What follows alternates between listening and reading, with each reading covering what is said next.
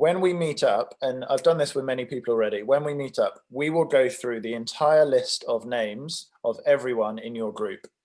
Now, with certain groups, that will be quite brief. With some groups, that might take 3 hours, but this is why we multiply groups. So we will go through every name in your group, and we will ask a couple of questions, or just 2 questions. First question will be, how engaged are they? And by engagement, how we're measuring engagement for members of life groups is their presence, their participation, and their purpose. So how present are they? And that's literally their attendance. So if you want to, as one fantastic group is doing, you can keep a bit of a register of people coming along. You don't have to, but we do want you to have a realistic sense of actually how often someone is attending.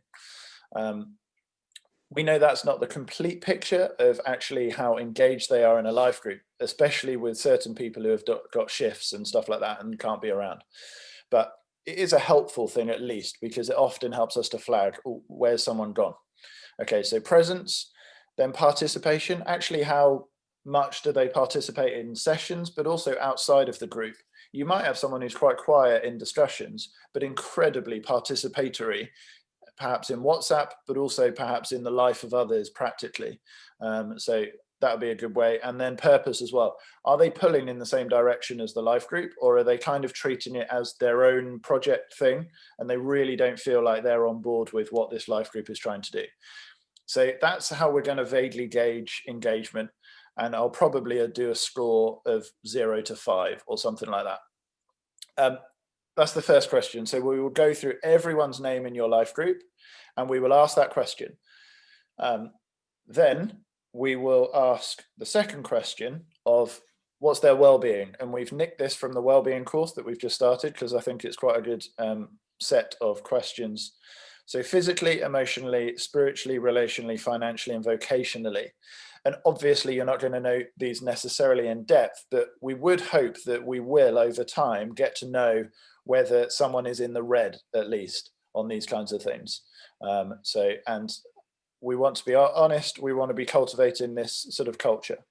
So this might seem daunting at first, but please don't see it that way, because this is the start of a long journey together, a discipleship journey.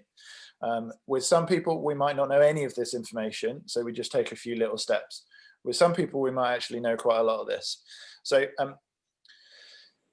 if this feels like, crikey, I've got a lot on my shoulders, here's the thing.